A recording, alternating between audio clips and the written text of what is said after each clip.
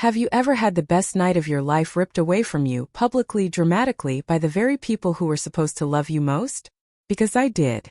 I was dancing with the boy I was falling in love with, basking in the glow of prom night, when my own mother walked in and blew my entire world apart. I'm telling you, it was the best night of my life. Wyatt, oh Wyatt. He'd finally asked me to prom after 3 months of flirting in calculus class, and I thought my heart was going to beat right out of my chest. He was just perfect. I'd been hoping he'd ask since February. The week before prom, my mom offered to take my dress to get it professionally steamed, and I immediately panicked. She had a habit of losing things or forgetting them. "Mom, are you sure? I can just do it myself." But she insisted, promised she'd pick it up the day before prom. I spent the entire week anxious that something would go wrong. But when she brought it back, the dress looked absolutely perfect. The day of prom, I got ready for hours. Hair, makeup, the whole 9 yards. When I came downstairs in my beautiful blue dress, my dad actually teared up. My parents took a million pictures before Wyatt arrived. And when he showed up in his suit, looking incredible, my mom gave him a big hug. "You must be Wyatt. I know your dad from PTA." Wyatt smiled. "Yeah," he said. "He mentioned meeting you at the last meeting." More pictures, then we finally escaped to his car. "You look amazing," he said as we drove to the restaurant. "I can't believe I'm actually here with you right now." Dinner was incredible. We couldn't stop talking. Wyatt told me he wanted to study engineering, build sustainable housing. "That's so specific," I said. He grinned. "I know exactly what I want to do with my life. What about you?" I told him I wanted to go to medical school and maybe become a pediatric surgeon. His eyes lit up. "That's incredible. You'd be amazing at that." We talked about our families, his little sister, my older brother in college. "Do you know where you're going to school yet?" he asked. I told him state, and his whole face lit up. "Wait, seriously? I'm going to state too, for their engineering program." We spent the rest of dinner talking about how we could hang out on campus, maybe even live in the same dorm area. Felt like destiny. When we got to prom, the gym looked like something out of a movie. Lights, flowers, a massive disco ball. "This is perfect," Wyatt said, taking my hand. "You're perfect." We started dancing immediately. He was actually a really good dancer, which surprised me. "My mom made me take ballroom lessons when I was younger," he admitted, laughing. "I hated it then, but I'm glad I know what I'm doing now." We danced to every single song. He introduced me to all his basketball friends. During a slow song, he pulled me close and whispered, "I've been thinking about this moment for months, just being here with you." I told him I'd been thinking about it too. My phone buzzed in my purse. When I saw it was my mom calling, my stomach dropped. I thought something terrible had happened. I stepped away to answer. "Hi, sweetie. Just checking that you're having a good time. I won't bother you again, I promise. Have fun." I went back to Wyatt, relieved it wasn't an emergency. My best friend Jasmine grabbed me later when Wyatt went to get us drinks. "He's been telling everyone how much he likes you," she whispered. "He's really into you." When Wyatt came back, he asked if I wanted to get some air. We walked outside to the courtyard and sat on a bench under the string lights. "I need to tell you something," he said, and my heart started racing. "I know we've only been on like one official date, but I really like you. Like a lot. And I was hoping maybe we could make this official. Like actually date over the summer and into college." I felt like I was going to cry from happiness. "Yes. Definitely yes." He smiled so wide and held my hand. "I was so nervous you were going to say no. I've been planning what to say for like a week." We went back inside and danced for another hour straight. He kept his arms around me and kept whispering funny things in my ear that made me laugh. At one point he said, "I feel like I've known you forever, like we just fit." I knew exactly what he meant. I felt the same way. During another slow song, he looked right at me and said, "I think this is the best night of my life." I told him it was mine too and meant every word. We were swaying to the music when I heard someone gasp loudly near the entrance. I looked over and my mom was walking into the prom, in her jeans and a sweater, with a man I recognized as Wyatt's dad right behind her. Everyone stopped dancing. Every single person turned to stare. "Why is my dad here?" Wyatt said, his voice confused. "Why is your mom with him?" My mom walked straight toward us through the crowd of people pulling out their phones. She had tears running down her face. "Sweetie, I'm so sorry to do this here, but I couldn't wait anymore," she said, her voice shaking. "I'm leaving your father tonight. Wyatt's dad and I have been seeing each other for months, and we can't hide it anymore. We're running away together and getting married tonight." I looked at Wyatt. The horror on his face matched exactly what I was feeling. Because we both realized at the same time, we were about to be step-siblings. My feet wouldn't move. I could feel Wyatt's hand slip away from my waist as we both stood there, staring at our parents, who were actually holding hands like this was some kind of romantic moment instead of a complete nightmare. The music cut off. The silence was so loud I could hear my own breathing. And then someone near the punch table whispered something that sounded like shock mixed with laughter. I turned my head and saw at least 50 phones already pointed at us. Little red recording lights blinking. My stomach twisted so hard I thought I might actually throw up right there on the gym floor. Wyatt took a step toward his dad, and his voice came out all wrong when he asked what was happening and why they were here. My mom was crying, but she was also smiling like she expected us to hug her and tell her we were happy for her. My whole body started shaking so bad I had to lock my knees to stay standing. Jasmine appeared next to me out of nowhere and grabbed my arm, asking if I was okay. But I couldn't make words come out because my throat felt like someone was choking me. And all I could think was that 300 people were watching this happen and recording every second of it. The principal rushed over, looking panicked, and started trying to move my mom and Wyatt's dad toward the hallway, while making hand signals at the DJ, who fumbled with his equipment and started playing music again. But it was too late. Everyone saw everything. People started swaying like they were dancing, but nobody was actually dancing because they were all still staring at us. And I could see phones everywhere, pointing in our direction. And I knew this was going to be all over social media before we even left that building. Wyatt looked at me, his face so full of horror that it made my chest hurt. And he said he didn't know about any of this. He swore he had no idea. I believed him, because he looked as destroyed as I felt. But it didn't matter. Our parents had just ruined everything in front of everyone we knew. I grabbed my purse from the table where we'd left it and started running toward the exit, without thinking about anything except getting out of there right now. Jasmine called my name, and I heard her heels clicking on the floor behind me as she chased after me. Wyatt yelled my name too, but I couldn't turn around and look at him because the boy I was falling for just became my future stepbrother, and I couldn't process that while standing in front of 300 witnesses. I made it through the gym doors, into the hallway, and then outside into the parking lot before the tears finally started. And then I couldn't stop them. Jasmine caught up and wrapped her arms around me. I sobbed into her shoulder so hard I could barely breathe. She just held me and didn't say anything because what was there to say? She guided me to her car and helped me get in, because my hands were shaking too much to work the handle. She drove me home and neither of us talked. My phone kept buzzing in my purse, over and over again. I finally pulled it out and saw 17 texts and notifications from Instagram and Snapchat. And when I opened them, I saw the video was already in our school's group chats. Someone posted it with the caption about drama at prom. And there were already 200 comments. Half of them were people saying they felt bad for me. The other half were making jokes about how this was better than any TV show they've ever watched. When we pulled up to my house, all the lights were on, even though it was almost midnight. My dad's car was in the driveway, which was weird because I thought he'd be asleep.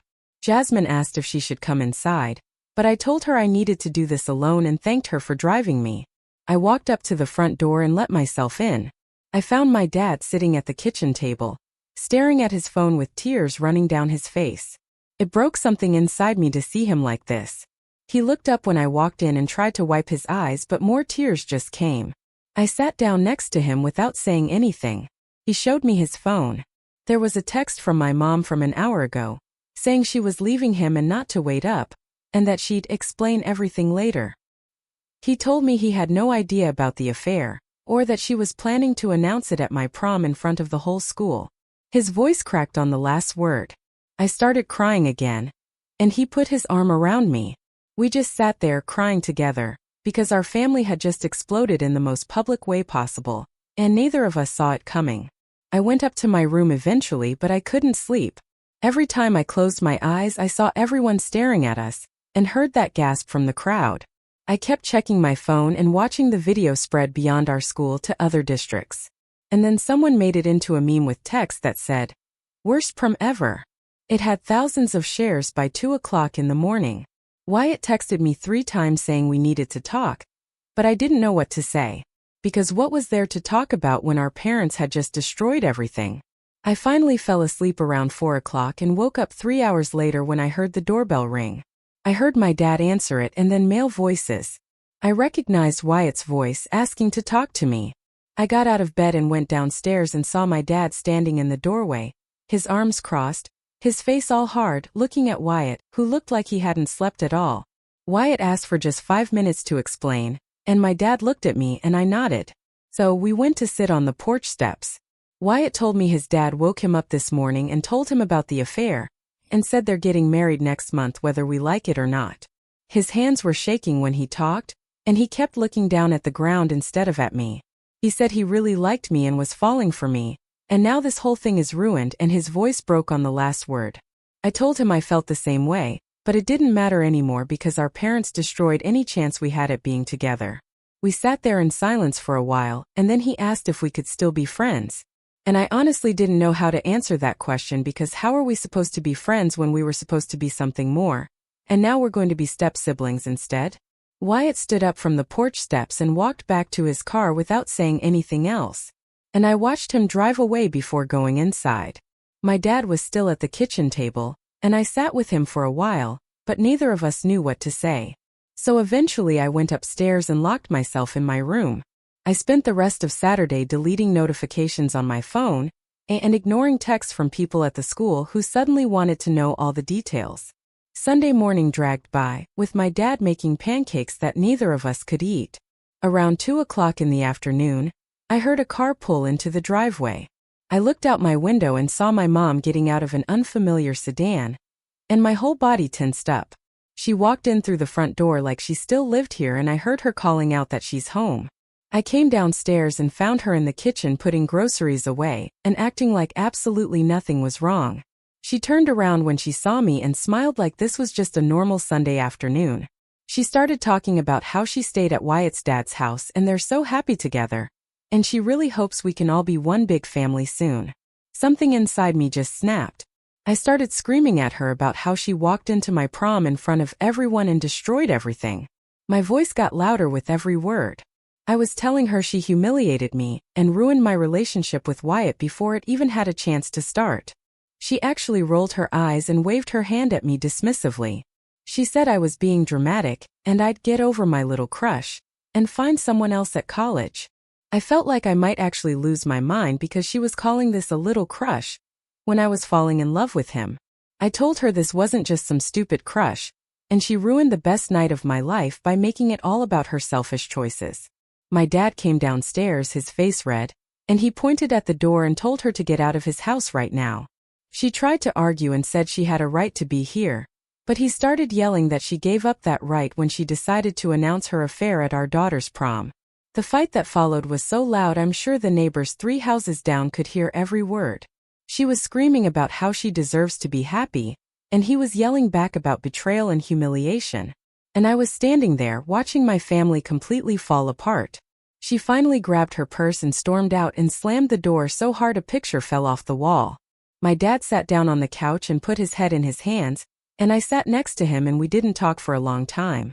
That night my phone rang and I saw it was my older brother calling from college. He said he saw the video that someone posted online, and he's absolutely furious with our mom.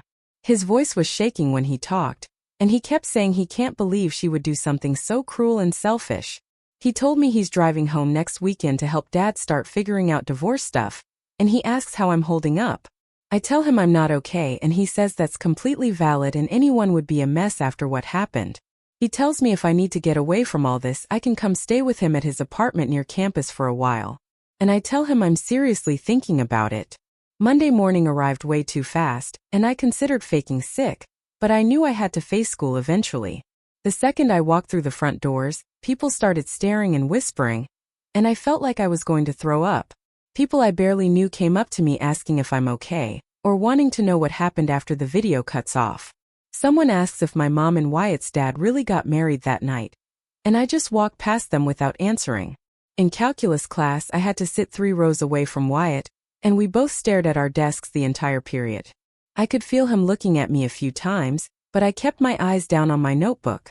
At lunch, Jasmine and Ariel sat on either side of me and formed this protective wall when people tried to come over. Ariel told someone who asks about prom to mind their own business. And Jasmine literally stood up when another person approached with their phone out. Ariel tells me later that her parents got divorced when she was in middle school. And if I need any advice about dealing with family drama, she's been through it. It helps to have friends who aren't treating this whole thing like it's some entertaining drama.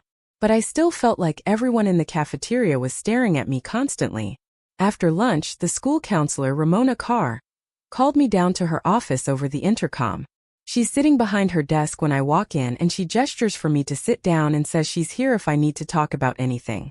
I end up telling her the whole story about how Wyatt and I had been building this connection for months and I was really falling for him, and now we can't even be friends because our parents are getting married. She listens without interrupting or judging. And when I finish, she says, "What I'm feeling is completely valid, and this situation isn't fair to either me or Wyatt." She gives me her direct email and says, "I can reach out anytime I need support." After school, I'm walking to my car when Nolan catches up with me. He's Wyatt's best friend from the basketball team, and he looks uncomfortable but determined. He tells me Wyatt is really messed up about everything that happened and has barely left his room all weekend. Then he says something that makes my stomach drop because he tells me Wyatt's been talking about maybe not going to state anymore so we don't have to see each other on campus. I feel this wave of guilt even though I know none of this is my fault. And now Wyatt might give up his dream school and his engineering program because of what our parents did. That evening, my dad tells me he met with a divorce lawyer during his lunch break. The lawyer apparently said my mom's public announcement at prom actually helps his case because it shows poor judgment and gives him leverage. The lawyer explained that the affair combined with the humiliating way she revealed it will likely result in a favorable settlement for my dad. It feels weird to be relieved about divorce proceedings, but at least something might work out in our favor. The next few days, my mom keeps texting me asking to meet for lunch, so we can talk about the new family dynamic. Every message makes me want to throw my phone across the room, so I just ignore all of them. On Thursday, during my free period, I'm in the library studying when the principal comes over and quietly asks me to come with him. We walk to the front office and I see my mom standing there saying she has a right to see her daughter. The principal very calmly tells her she needs to leave campus, and she can't show up during school hours without permission. She starts arguing and making a scene, and he actually has to escort her out to the parking lot, while she's yelling about how I'm her daughter, and I'm being manipulated by my father. 2 weeks after prom, I was still getting comments and messages on social media about the video. Someone created a TikTok duet where they added music and commentary, making fun of the whole situation, and it went semi-viral in our area. I saw people from other schools sharing it and leaving comments about how crazy the whole thing was. I finally just deleted Instagram and TikTok and made my other accounts private because I couldn't deal with random strangers treating the worst moment of my life like it's entertainment for them to laugh at. A week passed before I saw Wyatt again outside of class. I was in the library during my free period trying to finish a history project when he walked in carrying his backpack and laptop. He looked around like he was searching for an empty table, and when his eyes landed on me, he stopped. For a second, I thought he was going to turn around and leave, but instead he walked over and set his stuff down across from me. We worked in silence for maybe 15 minutes before he closed his laptop and looked directly at me. He told me he's sorry this happened to us, and his voice was quiet enough that nobody else could hear. I put down my pen and tell him I'm sorry too, because I don't know what else to say. He nods and says he knows we can't be together now, but it doesn't make it hurt any less. I agree, and we sit there for another minute before he opens his laptop again and goes back to work. The conversation is short, but it feels important. Somehow like we both needed to say those words out loud. When the bell rings, we pack up our stuff and walk separate directions down the hallway. That night, my phone buzzed with a text from my mom saying she and Wyatt's dad are getting married at the courthouse in 3 weeks. She sends a follow-up message asking if I'll come to support her on her special day. I show the text to my dad, and he tells me I don't have to go if I don't want to. He says he certainly won't be attending, and I shouldn't feel pressured to be there either. I text my mom back saying I'm not coming to watch her marry the man who helped destroy our family. She responds with 3 crying emojis and a message about how I'm being unfair, and she deserves happiness too. I turn off my phone and throw it on my bed because I can't deal with her guilt trips right now. The next day, Ariel asks me to come over for dinner at her house. Her mom makes pasta, and we sit around their kitchen table talking about school and colleges. After dinner, Ariel's mom asks how I'm doing with everything that happened at prom. I tell her it's been really hard, and my mom keeps trying to force this new family situation on me. Ariel's mom nods and says she went through a messy divorce 5 years ago, so she understands complicated family stuff. She tells me it's okay to set boundaries with my mom, and I shouldn't feel guilty for being angry about what happened. She explains that the adults made these choices, and I'm allowed to protect myself emotionally, even if my mom doesn't like it. Her advice feels more helpful than anything anyone else has said because she's actually been through something similar. When I leave that night, I feel a little bit better about standing my ground with my mom. Graduation practice is the following week, and I'm standing in line with my class when I catch Wyatt looking at me from across the gym. When our eyes meet, there's this moment of shared sadness that makes my chest hurt. After practice ends, he walks over and asks if we can talk privately. We end up sitting in his car in the parking lot with the windows down because it's hot outside. He tells me he still thinks about what could have been between us all the time. I admit I do too, but we both know it's impossible now that our parents are getting married. He asks if I ever wonder what would have happened if his dad and my mom had just kept their affair secret. I tell him I try not to think about alternate versions of events because it just makes everything worse. We sit in silence for a few minutes before I say I should probably get home. He nods and I get out of the car and walk to mine without looking back. 2 days later, my mom shows up at the house with Wyatt's dad to discuss living arrangements after the wedding. My dad answers the door, and I can see his jaw clench when he sees them standing there together. They come inside and sit on the couch while I stay standing near the stairs. Wyatt's dad starts talking about how his house is bigger and has more space for everyone. My mom jumps in, saying it would be nice if we could all live together as one family. They both look at me expectantly like I'm supposed to agree with this crazy plan. I stare at them without saying anything until my dad firmly tells them I'll be staying with him in our house until I leave for college. My mom starts to argue, but my dad cuts her off and says the conversation is over.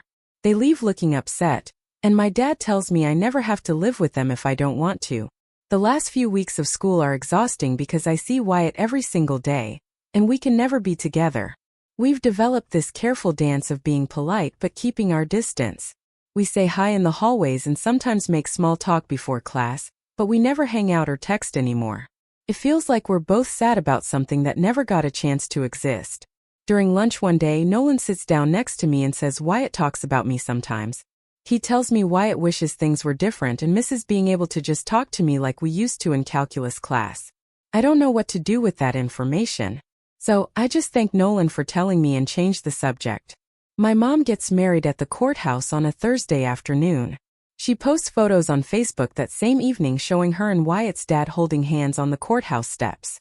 The caption says something about true love finding a way and new beginnings. The comments are mostly from people who don't know what she did at my prom. I want to comment and tell everyone the truth about how she announced her affair in front of my entire senior class. But my dad says it's not worth engaging with her online. My brother calls me that night to check in and says he's proud of how I'm handling this impossible situation. He tells me I'm stronger than he would be if he were in my position. 3 days after the wedding, my mom texts asking me to come to a family dinner at her new house. I almost delete the message, but then I remember what Ramona told me in our last session about trying small steps toward coexisting, even if I'm not ready for full forgiveness. I text back saying I'll come for an hour, and she sends back 3 heart emojis like we're suddenly best friends again. When I tell my dad about it, he asks if I'm sure I'm ready, and I tell him I need to at least try because avoiding her forever isn't realistic. The dinner ends up being me, my dad, my brother, Wyatt, his little sister, my mom, and Wyatt's dad all sitting around this big dining room table, trying to pretend everything is normal. Wyatt and I end up talking about our class schedules for first semester and what dorms we got assigned to. He tells me he's taking intro to engineering and calculus too, and I tell him about my biology and chemistry classes, It's weird how easy it is to talk about college stuff because it's safe territory that has nothing to do with our parents. During dessert, Wyatt's dad stands up with his wine glass and starts making this toast about bringing our families together and building something beautiful from new beginnings. I watch Wyatt's face and see him wince when his dad says the word family. My mom is crying happy tears and holding Wyatt's dad's hand, and I focus on my cake instead of looking at them. After dinner, Wyatt follows me outside when I tell everyone I need to leave. We walk to my car in silence, and when we get there he turns to me and says, "Thanks for trying tonight." Because he knows it's weird for me, too. I tell him we're both doing our best in an impossible situation. And he reaches out and squeezes my hand for maybe 2 seconds before letting go. Neither of us says anything else, but that hand squeeze somehow means more than any conversation we could have. The next 2 months drag by with occasional forced family gatherings that get slightly less painful each time.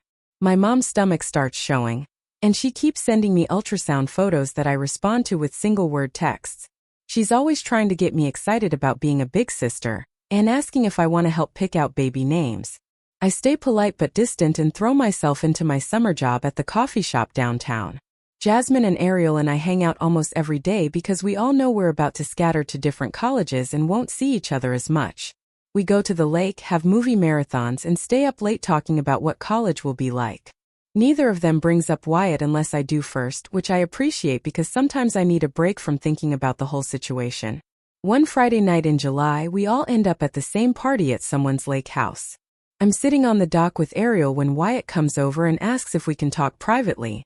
We end up walking down the beach away from everyone. And after a couple drinks, we finally have the honest conversation we've been avoiding all summer. He tells me he thinks about me constantly and wishes our parents hadn't ruined everything. He says he keeps wondering what would have happened if we'd actually gotten to date over the summer like we planned. I admit I feel exactly the same way and that I still think about prom night before everything fell apart. We both end up crying a little, sitting there in the sand because it's not fair that we found each other at completely the wrong time.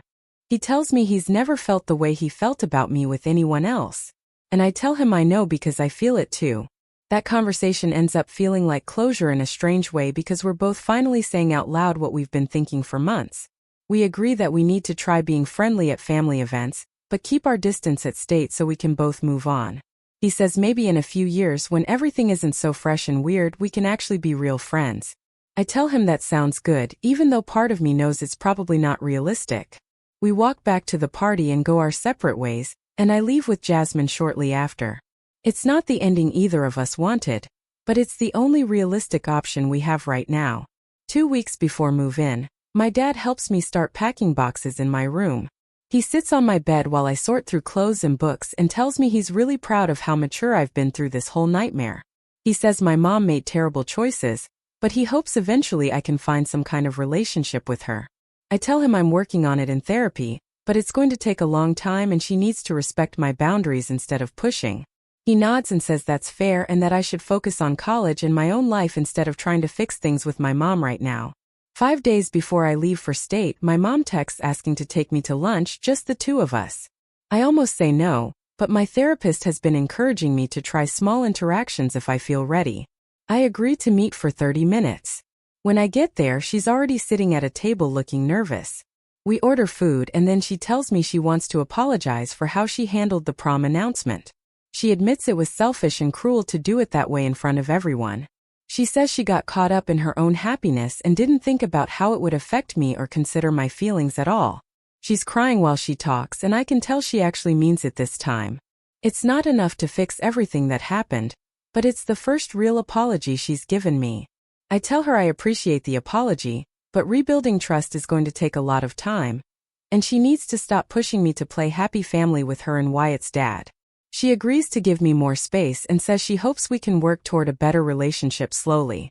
She asks if she can text me sometimes and I say yes, but that I might not always respond right away. It's not perfect, but it feels like maybe eventually we can find some kind of peace. When we leave the restaurant, she tries to hug me, and I let her even though it feels awkward. Move-in day arrives, and my dad and brother both take off work to help me. We load up the car with all my boxes and bags and drive 2 hours to state. My dorm is in a building on the east side of campus, and I know from Wyatt's text that he's in a building on the west side near all the engineering stuff. My roommate is already there when we arrive, and she seems really nice. Her name is something I don't catch at first because I'm too busy looking around the tiny room. She has no idea about my complicated family situation, and that feels like the freshest start possible. My dad and brother help me unpack and set up my side of the room. When they finally leave, my dad hugs me tight and tells me to call anytime. I watch them drive away and then turn back to my new room, thinking that maybe college will be the place where I can finally figure out who I am without all the family drama. Orientation week starts the next day, and I throw myself into every activity they offer. I go to the campus tour, the club fair, the meet and greet sessions, and every single information session about pre-med requirements. On the third day, I'm walking across the main quad when I spot Wyatt near the engineering building, talking to a group of guys who must be other engineering students. Our eyes meet for a second, and we both raise our hands in a small wave. He doesn't walk over and neither do I. We just acknowledge each other and keep moving in opposite directions. It hurts way less than I thought it would because my brain is too full of new information about classes and campus resources to dwell on what we lost.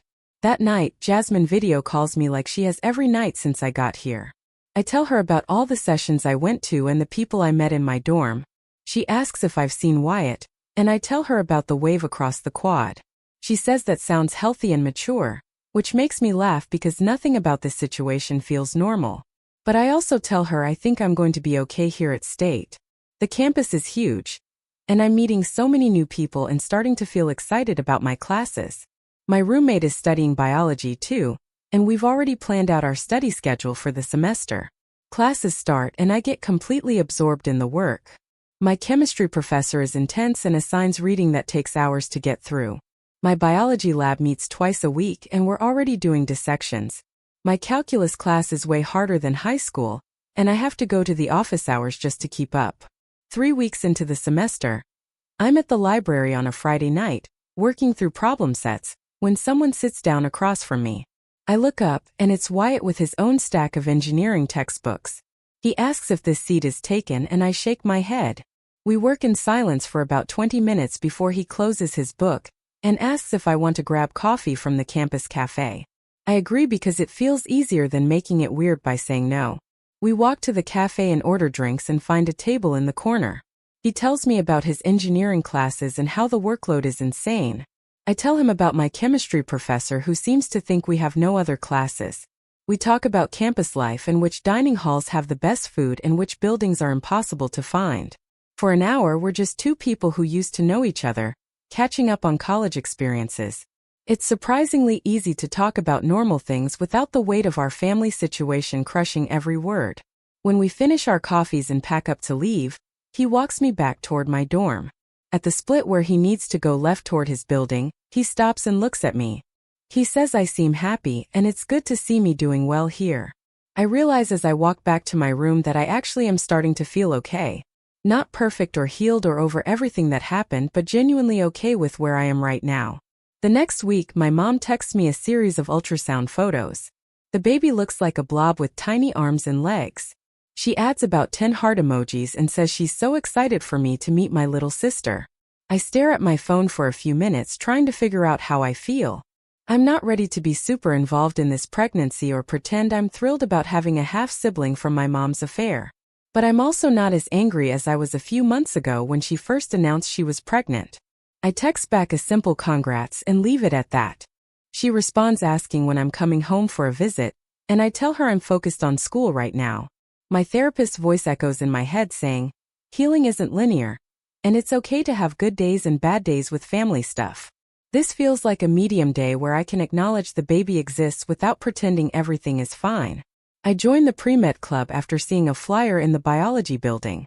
The first meeting is packed with ambitious students, all talking about their plans for medical school. I meet a girl who wants to be a surgeon and a guy who's interested in research. Nobody knows anything about my prom disaster or my complicated family situation. They just know me as someone who's serious about getting into medical school and studying hard. It feels amazing to be defined by my goals and interests rather than by what my mom did. I start hanging out with the pre-med group between classes, and we form study sessions for our shared courses. I'm actually enjoying my classes even though they're difficult. Organic chemistry is kicking my butt, but I love the challenge of figuring out molecular structures. My biology lab partner and I have gotten really good at working together on experiments. I'm starting to see a future that isn't completely overshadowed by family drama. Over the next few weeks, Wyatt and I develop a pattern of texting occasionally about random campus stuff. He sends me a photo of the terrible food in his dining hall. I send him a meme about engineering students never sleeping. Every couple of weeks, we meet up for coffee at the campus cafe and talk about classes and campus life. It's not what either of us imagined back in calculus class when we were flirting and planning our future together. But it works for where we are now. We can even talk about our parents' marriage without it being completely devastating. He mentions that his dad and my mom are redecorating their house, and I don't feel the urge to scream or cry. That feels like real progress.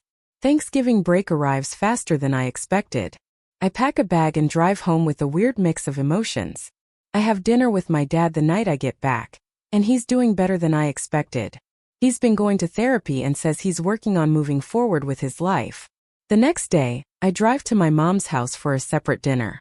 I sit in the car for 5 minutes before going inside, trying to prepare myself. My mom answers the door with a huge pregnant belly and pulls me into a hug. Wyatt's dad is in the kitchen cooking and gives me an awkward wave. Wyatt is sitting on the couch, and we exchange a look that says we're both finding this incredibly weird. My mom brings out my baby half-sister, who's now 4 months old, and actually kind of cute. She has dark hair and keeps grabbing at my mom's necklace. My mom asks if I want to hold her and I say okay. The baby is warm and wiggly in my arms and makes little cooing sounds. Wyatt comes over and asks if he can hold her next. We take turns passing the baby back and forth while our parents watch like this is some beautiful family moment. It's surreal, but not as terrible as I feared it would be. The baby is innocent in all this mess our parents created. Dinner is awkward but manageable, and I leave after a couple hours, feeling emotionally exhausted but not destroyed. Back at state for spring semester. I'm thriving in ways I didn't expect. My classes are challenging but I'm maintaining good grades. I joined an intramural volleyball team and made friends outside of the pre-med crowd. I started dating someone from my chemistry class named Tyler, who's pre-med too. He's smart and funny and has no connection to my complicated family history. When I tell Wyatt about Tyler during one of our coffee meetups, he seems genuinely happy for me. He mentions he's been seeing someone too, a girl from his engineering program. We're both moving forward with our lives in healthy ways. It feels good to talk about our relationships without the weight of what could have been between us. My mom and I have regular phone calls now where we actually talk about real things. She tells me about the baby's sleep schedule and asks about my classes. I tell her about my research project and the pre-med club. She's learning to respect my boundaries when I say I can't visit or I need space. I'm learning to forgive her even though what she did still hurts. My therapist says I'm doing important work in maintaining the relationship while protecting my emotional health. Some days I'm angry at my mom all over again. Other days I can have a normal conversation with her about nothing important. Both things can be true at the same time. At the end of freshman year, Wyatt texts asking if I want to grab coffee, one last time before summer break. We meet at our usual spot and order our usual drinks. We end up talking for 2 hours about how far we've both come since that horrible prom night. He says he's glad we found a way to be in each other's lives, even if it's completely different from what we planned. I tell him I agree, and that I'm grateful we can be friends despite everything. We talk about our summer plans and promise to stay in touch. When we hug goodbye, it feels like we're both acknowledging that we survived something that could have destroyed us. Summer before sophomore year. I'm working as a research assistant in a medical lab at the university. I'm learning techniques I won't see in classes for another year, and loving every minute of it.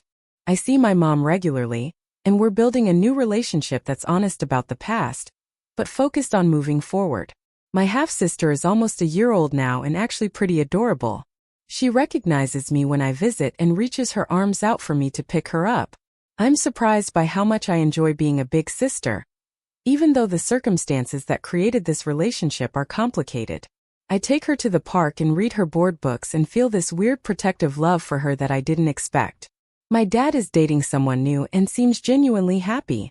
My brother comes home from his graduate program for a weekend, and we all have dinner together.